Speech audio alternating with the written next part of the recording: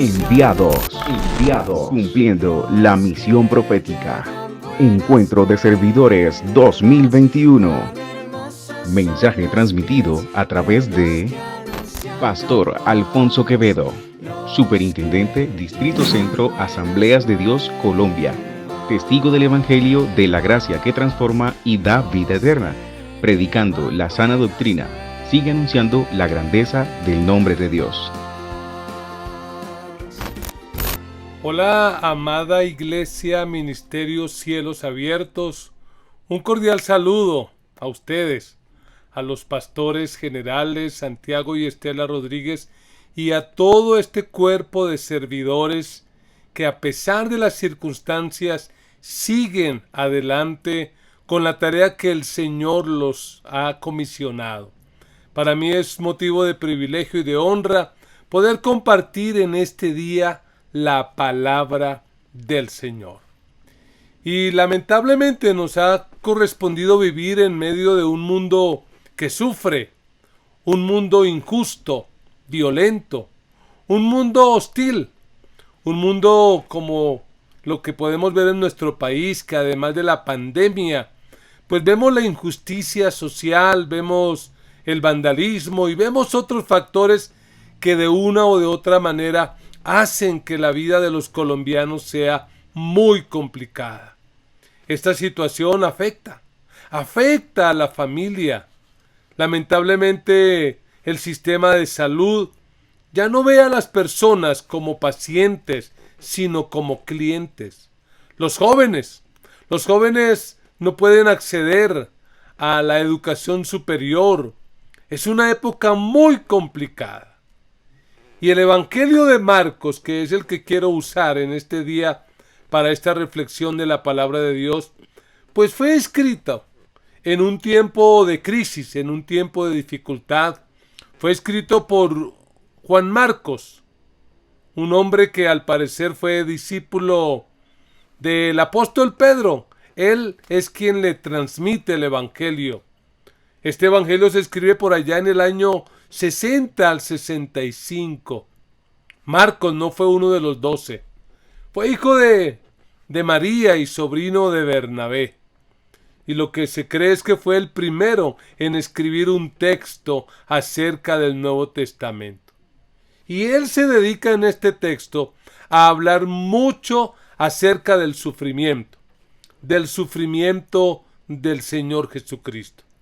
Y posiblemente una de sus intenciones es animar a una comunidad que vive en medio del sufrimiento, a una comunidad que se siente amenazada, porque la iglesia a la que le escribe Marcos está siendo perseguida, está siendo atacada, está siendo realmente muy bombardeada al punto de casi exterminarse. En medio de esa situación, pues Marcos escribe este evangelio. Y yo quiero que a partir del capítulo 16 del evangelio de Marcos, veamos y tratemos de responder a la pregunta: ¿cómo evangelizar en medio del sufrimiento?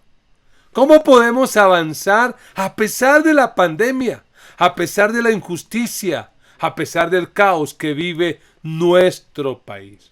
Y quiero que vaya conmigo a Marcos capítulo 16, versículo 9 en adelante, y leo para ustedes en la Nueva Versión Internacional. La palabra del Señor dice allí, para que usted lo busque y lo lea conmigo, Marcos 16, 9. Cuando Jesús resucitó en la madrugada del primer día de la semana, se apareció primero a María Magdalena, de la que había expulsado 7 demonios. Ella fue y avisó a los que habían estado con él, que estaban lamentándose y llorando. Pero ellos, al oír que Jesús estaba vivo y que ella lo había visto, no lo creyeron. Después apareció Jesús en otra forma a 2 de ellos que iban de camino al campo. Ellos volvieron y avisaron a los demás, pero no les creyeron a ellos tampoco. Por último, se apareció Jesús a los 11 mientras comían. Les reprendió por su falta de fe y por su obstinación en no creerles a los que le habían visto resucitado. Les dijo: vayan por todo el mundo y anuncien las buenas nuevas a toda criatura. El que crea y sea bautizado será salvo, pero el que no crea será condenado.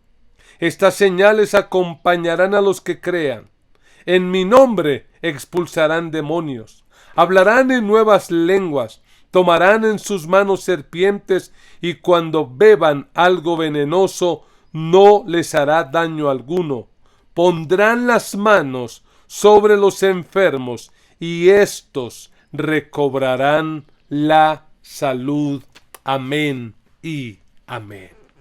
Hay una verdad que quiero dejar en su corazón a partir de este texto, y es que podemos evangelizar en medio del sufrimiento.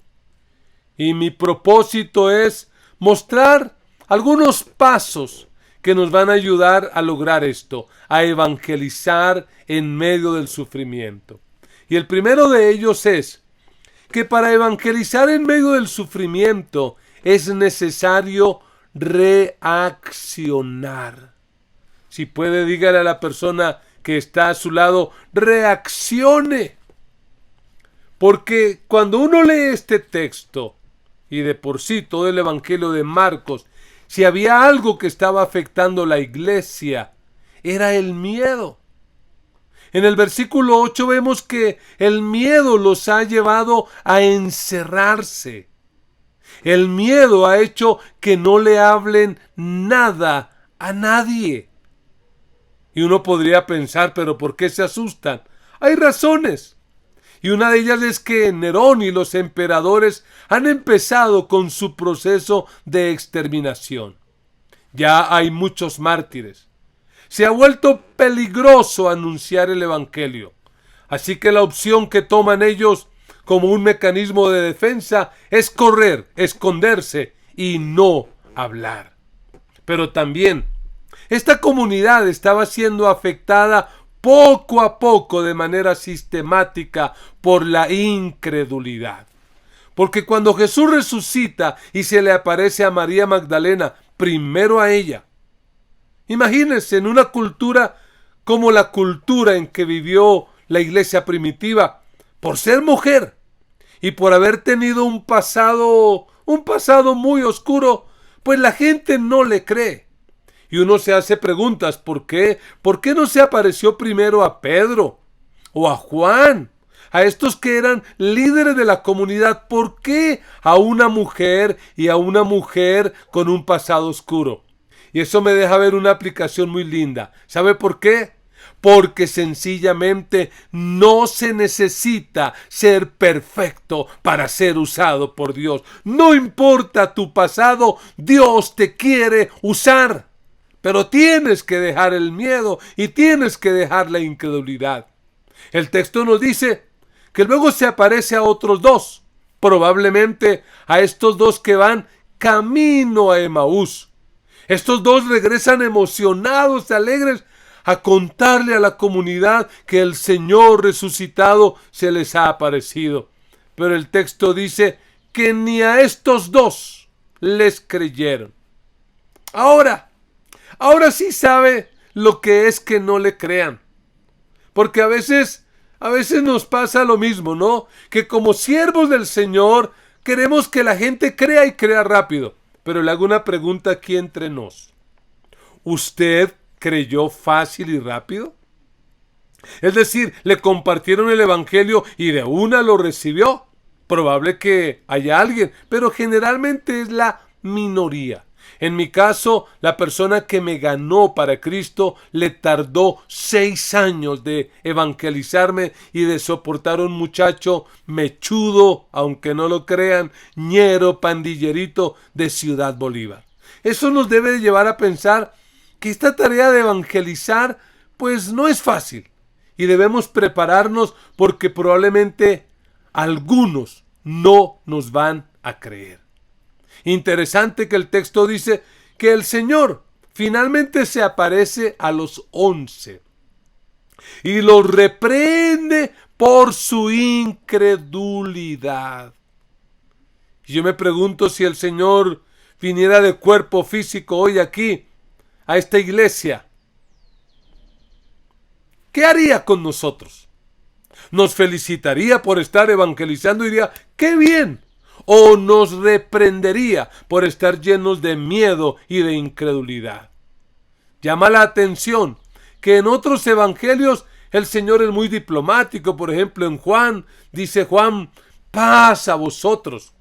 Por allá en Mateo 28, toda potestad. Pero aquí llega enojado, reprochando la incredulidad. Aquí es directo, ordena, manda. Casi que parece que los está regañando. Y lo curioso es que les entrega la gran comisión.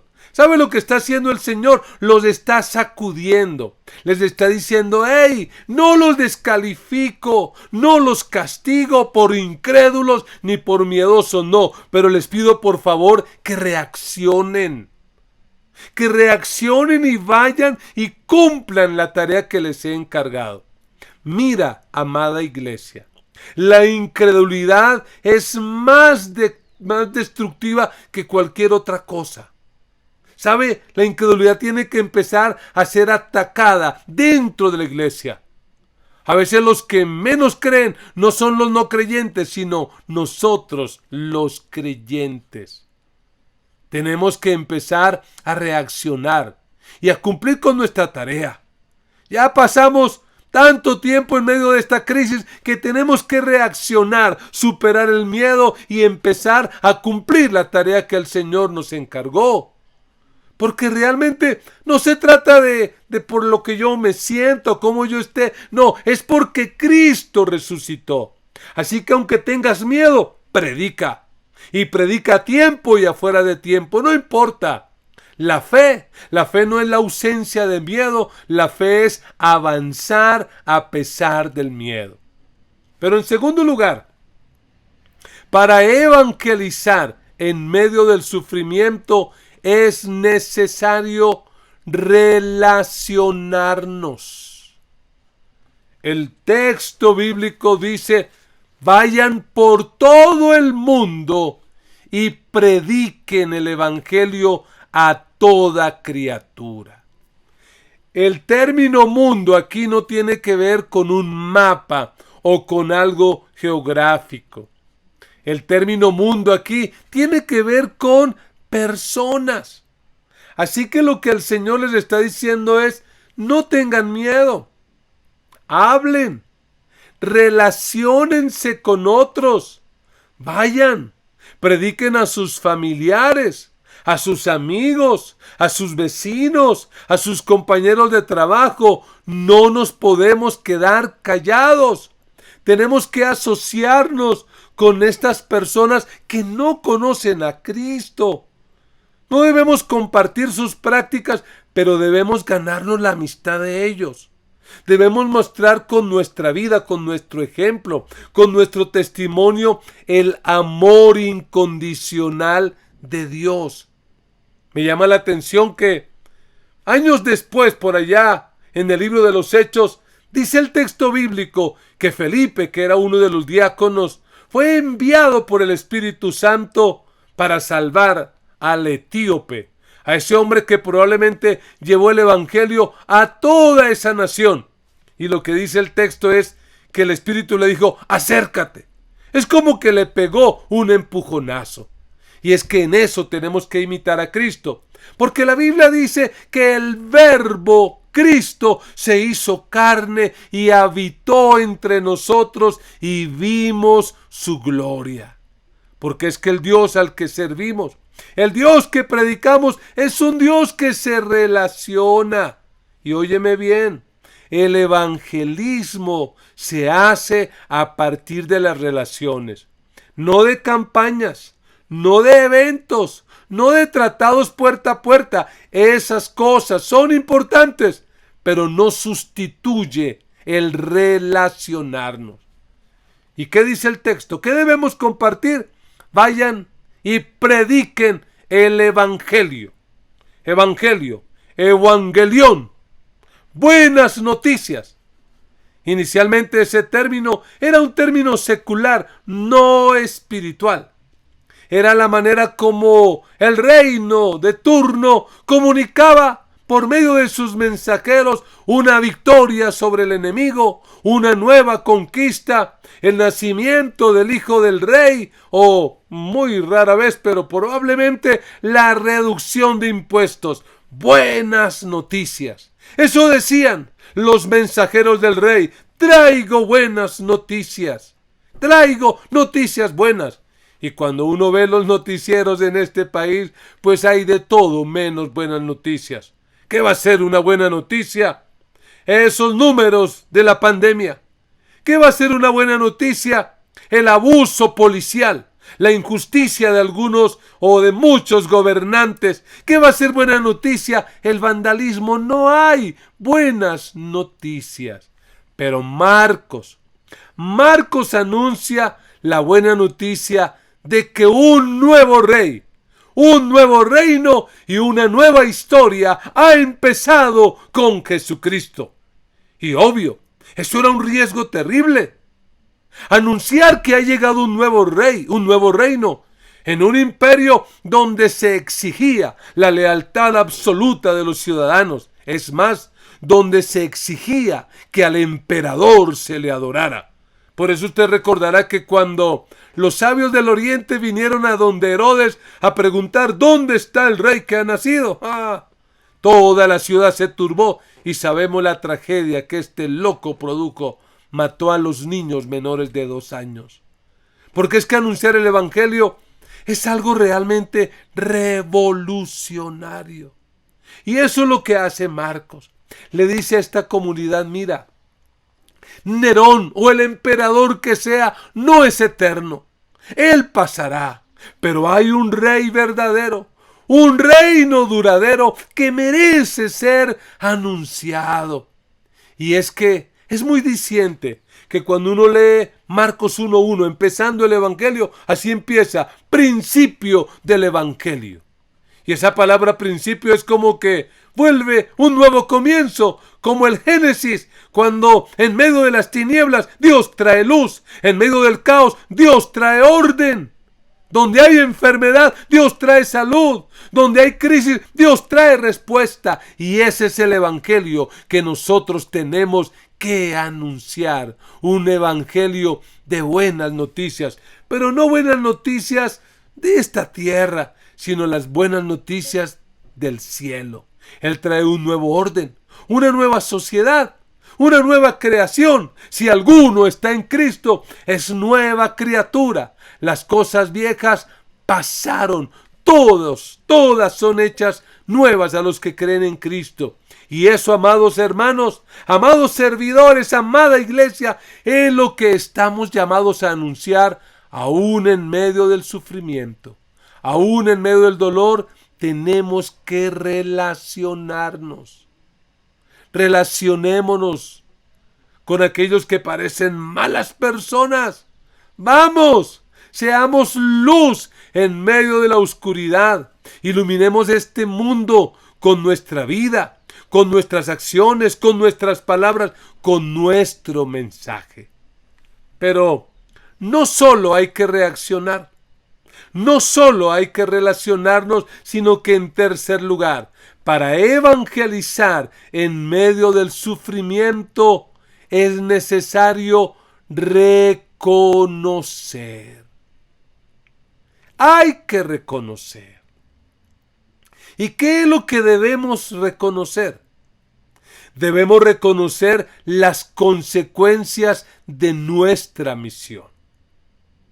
Tenemos que entender y aceptar que muchos recibirán el mensaje y creerán, pero otros lo rechazarán y probable que hasta nos ataquen.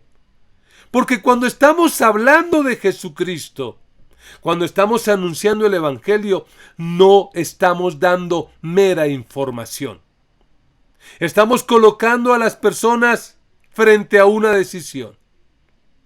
Anunciar el evangelio no es ofrecer un producto en promoción.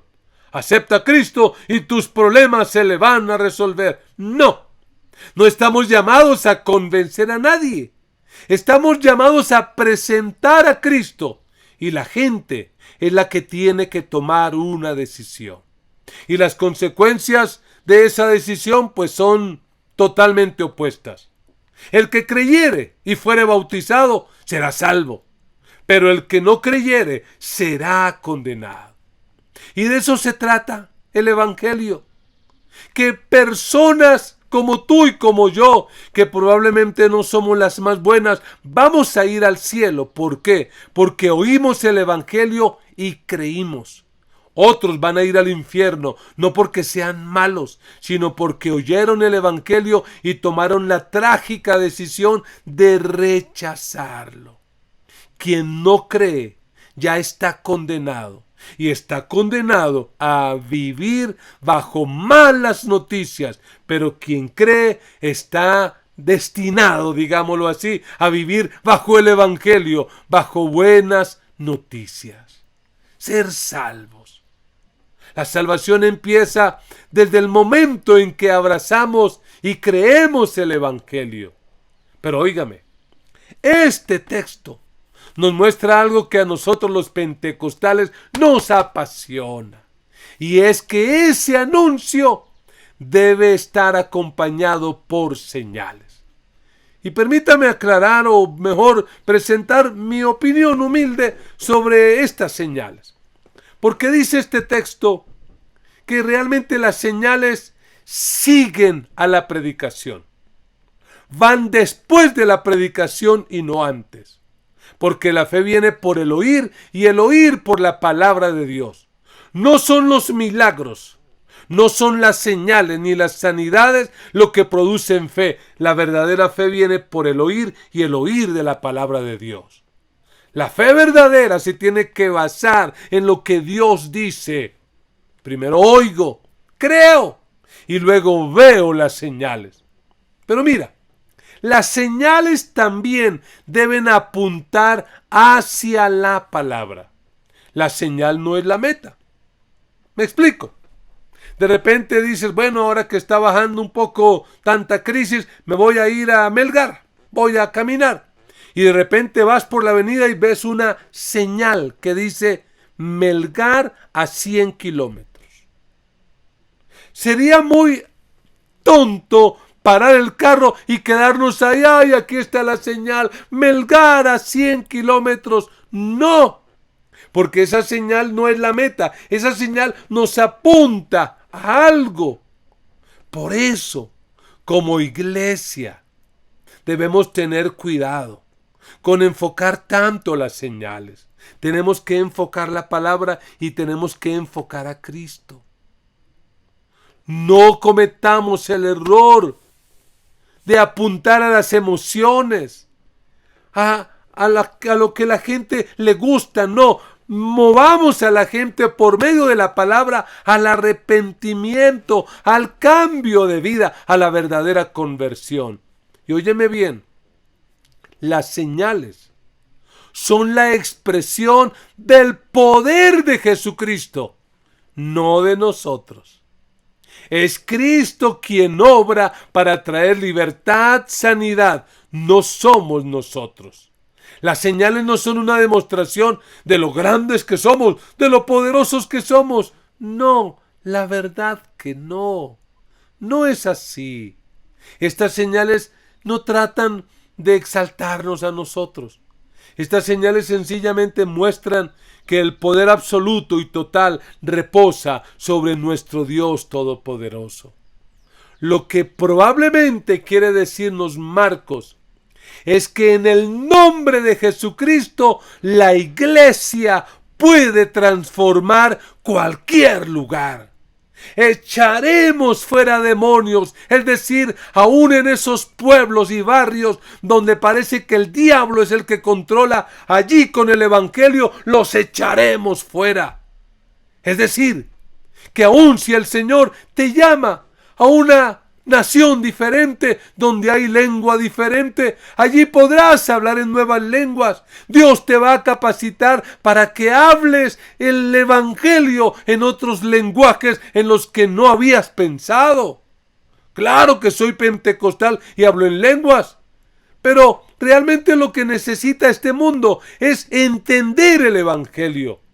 También tenemos que entender que aún en lugares donde hay peligros y persecuciones, donde hay problemas, donde nos quieren envenenar y matar, pues ninguna cosa mortífera nos hará daño, ni las serpientes nos van a matar, porque el Señor va con nosotros. Y óigame bien, ni siquiera la enfermedad, ni siquiera esta pandemia impedirá que el evangelio avance. Amados hermanos, reconozcamos que es por lo que Jesucristo es, porque Él tiene todo poder en el cielo y en la tierra, que vamos a transformar nuestras comunidades. ¿Cómo evangelizar si estoy en sufrimiento?, te preguntarás en este día. Pues te quiero recordar, no se trata de ti, ni de nuestra iglesia, ni de nuestros pastores. Se trata de Jesucristo. Predica el evangelio a toda criatura. Aún a pesar de las dificultades, sigue predicando. Y es probable que cuando Marcos escribe su evangelio, está contando su propia experiencia. Porque recuerden, Marcos, en su primer viaje misionero, debido al sufrimiento, debido al peligro que tuvo que enfrentar, debido al miedo, a la incredulidad y probablemente a la mamitis, desertó y abandonó, dejó a Pablo y a los misioneros. Por eso Pablo en el segundo viaje dijo: no, yo no quiero miedosos ni incrédulos en mi equipo. Pero Bernabé, su tío, este hombre que es un mentor, pues decidió darle a Juan Marcos una nueva oportunidad. Y este evangelio probablemente es el evangelio de las nuevas oportunidades. Recuerden, trabajó con Pedro, quien le dio muchos datos para escribir el evangelio. Pero es que Pedro también sabe de lo que son nuevas oportunidades. Porque después de negarlo, el Señor le dio una nueva oportunidad. ¿Saben? Marcos está presentando su evangelio, buenas noticias de un Dios que da nuevas oportunidades. Ese es el evangelio que tenemos que predicarle a este mundo. Un mundo lleno de malas noticias, de vidas arruinadas y fracasadas. Tenemos que decirles que Cristo trae un nuevo principio, un nuevo comienzo. Que Cristo trae orden donde hay caos, luz donde hay tinieblas.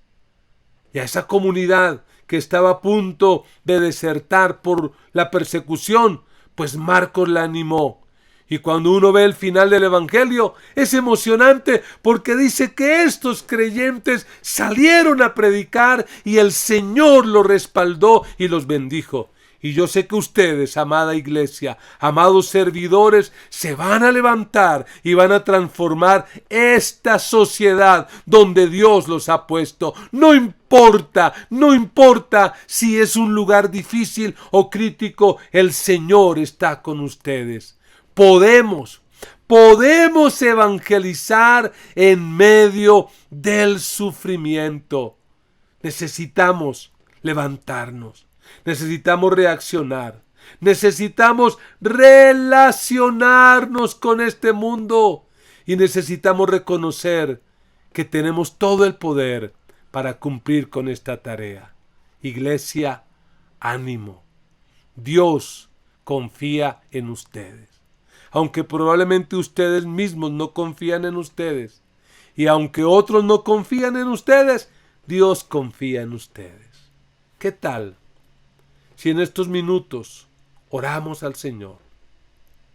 Levantamos nuestras manos a Dios y le pedimos que por favor nos ayude a cumplir con nuestra tarea de anunciar el Evangelio a esta generación. Oremos en esta hora. Padre, en el nombre poderoso de Jesús, en esta hora venimos delante de ti, dándote gracias por esta palabra que nos confronta, nos reta y nos desafía, Señor, a cumplir con nuestra tarea, a cumplir con nuestra labor, por encima de la crisis, por encima del sufrimiento, por encima de las dificultades. Señor, yo te pido que uses a esta hermosa iglesia, a estos servidores. Señor, si de repente hay alguien que necesita hoy reaccionar, que tu Espíritu Santo lo despierte, lo sacuda y lo mueva para que pueda seguir adelante cumpliendo su tarea. Señor, si hay alguien que está viviendo el sufrimiento, el dolor, la pérdida, el luto por esta crisis que vive el mundo, Señor, por encima de todo eso, dales el valor y la fuerza para seguir adelante cumpliendo su tarea y cumpliendo su misión. Señor, levanta este liderazgo como un liderazgo lleno del Espíritu Santo, como un liderazgo que se sabe relacionar, que sabe evangelizar, que sabe, Señor, actuar en el poder tuyo y que entiende que no se trata de nosotros, se trata de ti. Señor, bendice esta iglesia, bendice estos líderes y úsalos para impactar los lugares donde están y para plantar nuevos lugares de predicación. Ayuda a tu iglesia a cumplir su tarea aún en medio del sufrimiento. Te lo pido en el nombre de Jesús. Amén y amén. Amén. Amada iglesia, muchas gracias por este privilegio. Les envío un abrazo virtual y espero muy pronto podernos ver. Bendiciones. Gracias, Pastor Santiago, Pastora Estela. Gracias a cada uno de ustedes. Un abrazo. Chao, chao.